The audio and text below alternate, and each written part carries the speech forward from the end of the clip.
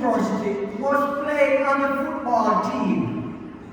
And even though he was living around God-fearing people, this young man speaks about how many nights he would sneak out of the dorm and go buy a 6-pack of beer and sneak them at the door. The point I'm making is this. Just because you may live around godly people doesn't mean that the godliness is going to rub off on you. And just because I live around godly people and it's vice versa, doesn't mean that their ungodliness have to rub off on me. Every time that Noah went into the store, he was around ungodly people. As a matter of fact, even the lumber and Pastor and I were looking over the message and talking about it. We're not sure, but we're just talking. I wonder how many people in the community decided, even though they're making fun of Father Noah, they're going to go down and give him a deal.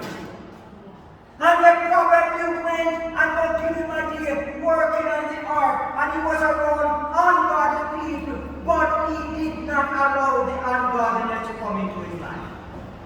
Listen to this. Make note of this. Write it down if you don't have it already. Wrote it down. Write it down. And it's this.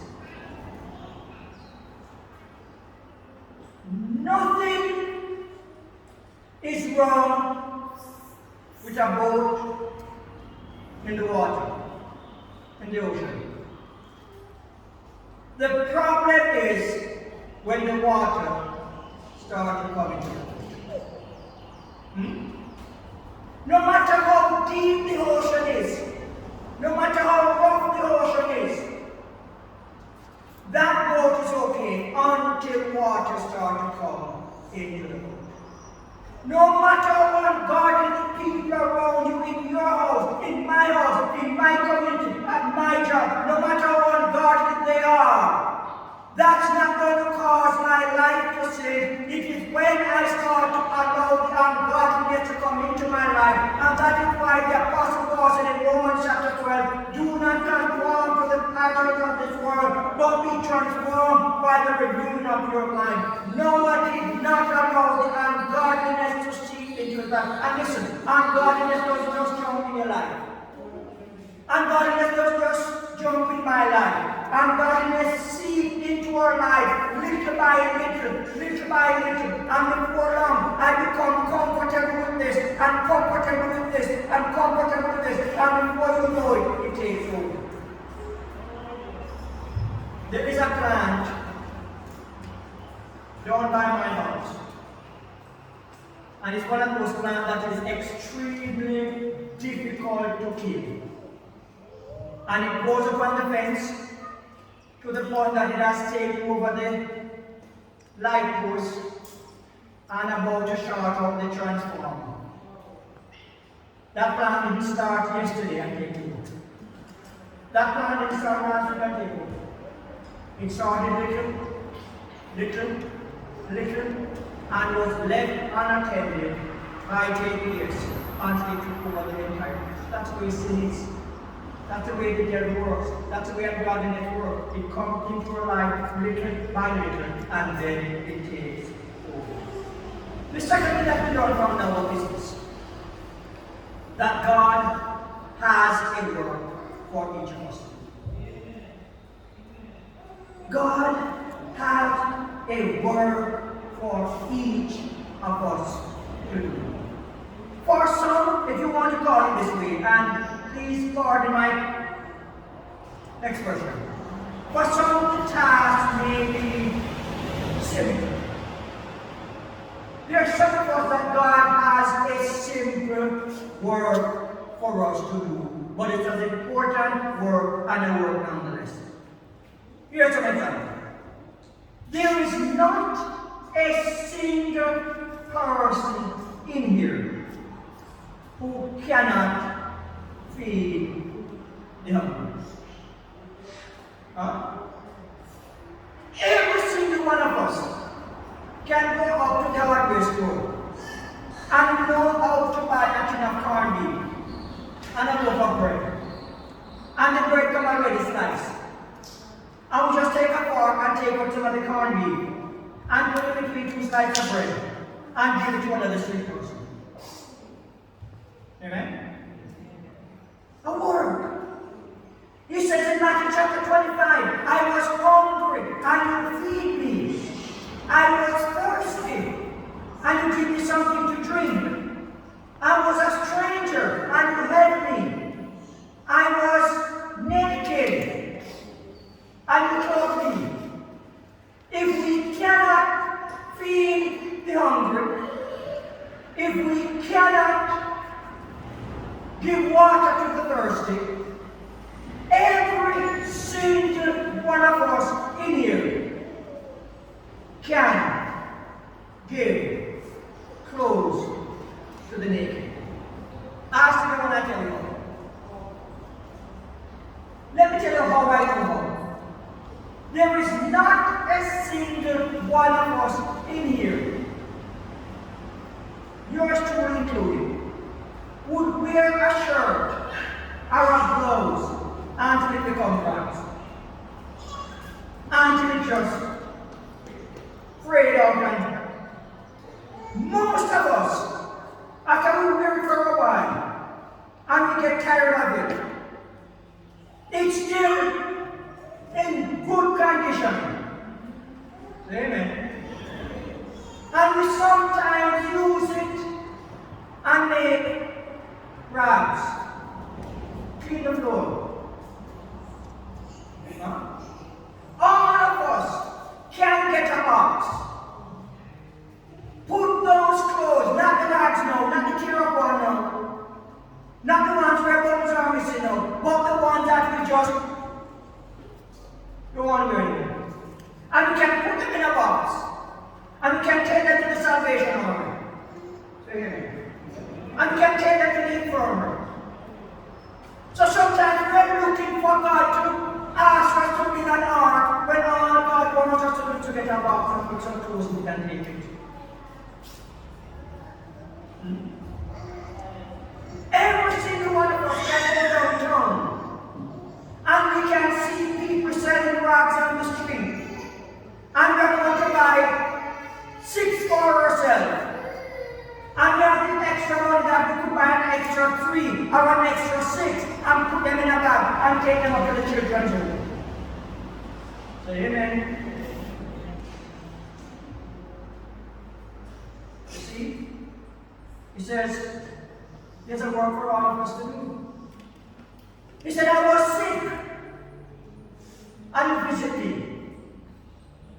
Every single one of us, if we are in the hospital this afternoon, Sunday afternoon, would love to see somebody come visit us. Huh? But do we visit the sick? I can tell you this. If you are in the hospital and no condition is this fast coming there come spend 10 minutes, 15 minutes with you, it's not going to happen. I go visit hospital for 10, 15 minutes. Just like doctor running ward and just go from patient to patient, and so we run ward in the hospital. I'm one of those persons, if I go to the hospital and I'm there for any length of time, I'm going to be occupying a bed. So I will come to the hospital, come see you every day for 5 minutes. But I'm here. We need to make it to the point to say, there is a work that the Lord has for me to do. And sometimes, here's what we do. Here's what we often do. Say amen. We often look at what we cannot do. Say amen. And says, I cannot do that. So next week, Sunday, I need somebody to play the piano and lead praise volunteer? The whole church, nobody volunteer? Next week Sunday, I need somebody to volunteer to play the piano and lead praise and worship. Again, I need a volunteer. Anybody? Next week Sunday, I need somebody to go to junior church and hand out refreshment to the children.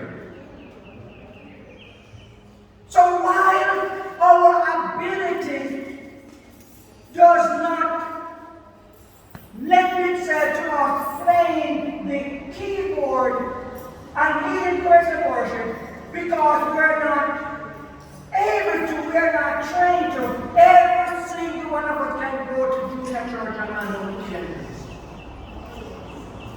That's you, Pastor. But very often we look at what, no, I'm not saying that everybody has got to go through this. The point I wanted to make is there is something that we can do, and if we're not careful, we look at what we cannot do and focus on what we cannot do rather than what we can do. There's a work for us to do. The third thing I want to bring your attention to from the life of the Bible.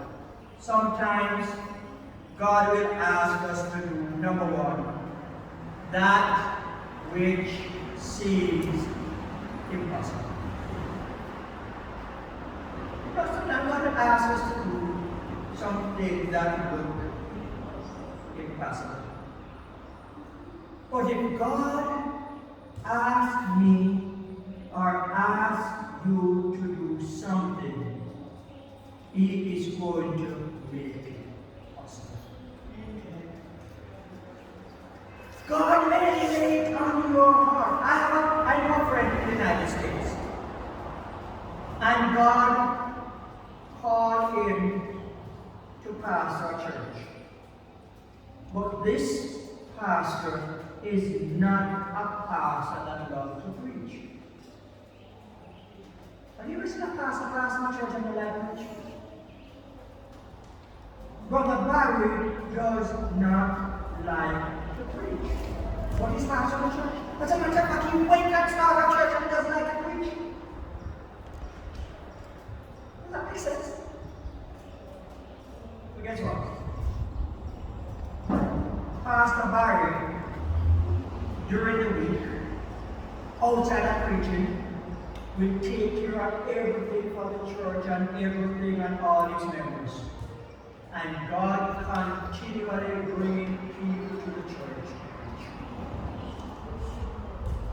When God asks you to do something, listen to this. All He wants from you is your yes. And when I give God my yes, when you give God your yes, God will supply everything else. Let me share with you a true story. Several years ago, in the mid-80s, Pastor Dan and I were pastoring a church downtown Montego Bay. And we made the fatal mistake, and I'm going on record as saying, we made the fatal mistake of hiring a young lady to play the piano. The only interest that she had in the ministry was that she comes every Sunday, she plays the piano, and at the end of church she collects her money and she goes and she comes and she do it. And she has no attitude than you want to be around. She would come just about 2 minutes before church starts. She would come out her songs. It doesn't make sense if we talk about greeting anybody because she's not into that atmosphere to play my couple of songs and collect my money and all. And one Sunday, Pastor Donna looked at me and Pastor Donna says, how long are you going to put up with that? I said, I don't have a choice. I said, do you have a choice? He said, you have a choice. I said, what choice do I have? He said, you have a choice of keeping her or firing her. So I says, so when I fire her, what do we do? Pastor Dana said, you go ahead and fire her, and then we discuss that. So I told her, I said, this was your last Sunday, pay her up, and we go. Pastor Dana says, I will play. I said, you do what? He says, I will play. I said, you don't play the piano. She says, go buy me a piano, and I play. I said, I can go buy you a piano, but you don't play the piano. I've never seen you play the piano, you don't know to play it. She said, go buy one. So I went to El Paso in Bay West. And there are 3 kinds of keyboard there. The high class one, the middle of the road one, and the bottom one. If you're going to buy a keyboard for somebody that won't play the piano, which one do you buy? I don't listen. But I said, I couldn't go buy this one and take it home. So out of shamefaced, I buy the one in the middle. Took it home, and Pastor Dana started on the piano.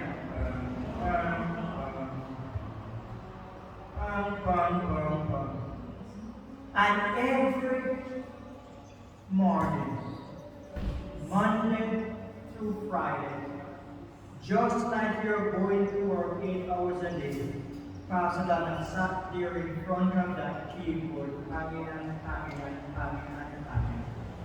And that's what Pastor Dana did.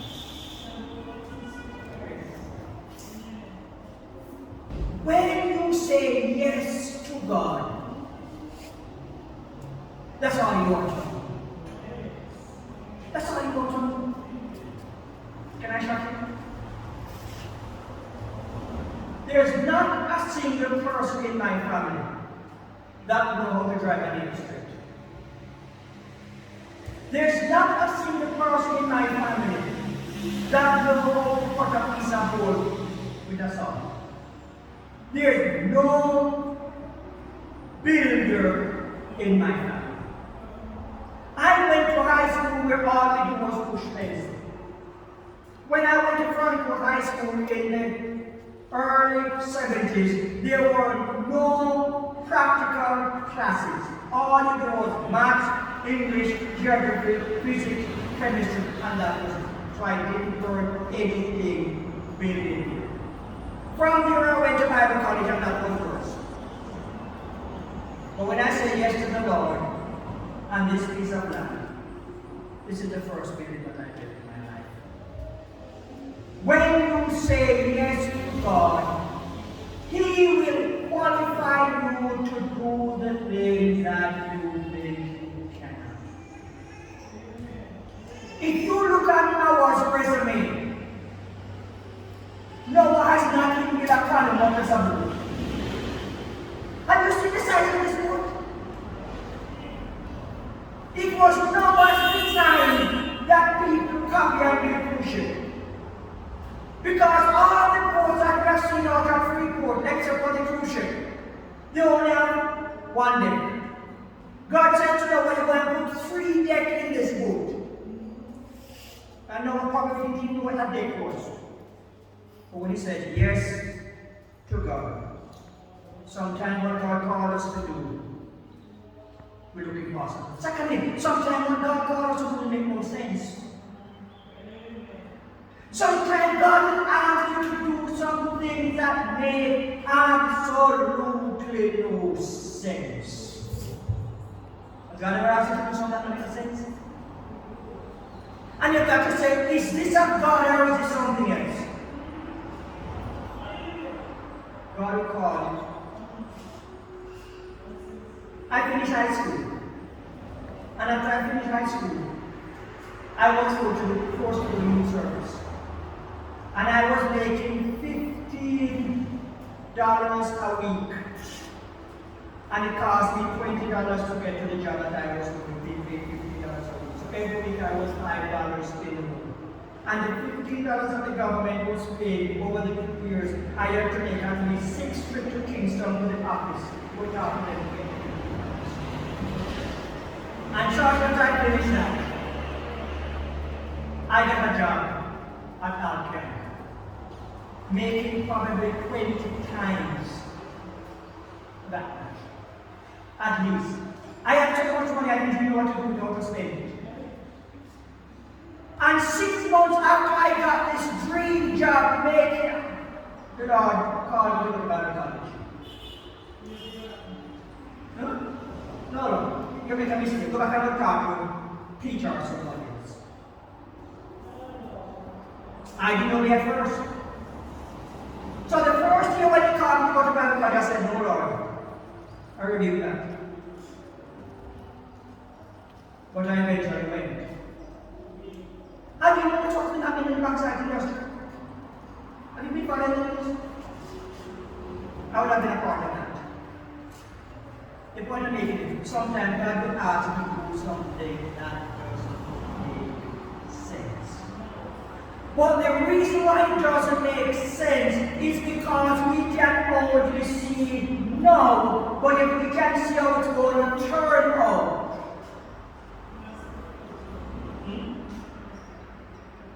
Look at this church. Look at the number of us here. I'm coming with something. Does it make sense? You know what's going to happen? The day is going to come when there's not going to be one service. There's going to be 2 services. And the day is going to come when there's not going to be 2 services. But people are going to be fighting for cheers. And if I didn't believe that, I'd practice that all the time. We sometimes it doesn't make sense because all we can see is no.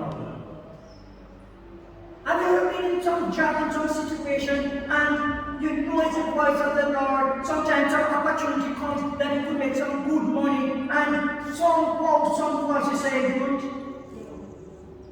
You won't get involved in it. Sometimes God will ask you to do some things. That doesn't make sense. But it does make sense to us because we can't see how it's going to change. The 4th thing I learned from now like this, I'm going to quickly do the last, is that more than anything else, God wants your obedience. That's all it asks for. When we were obedient to God,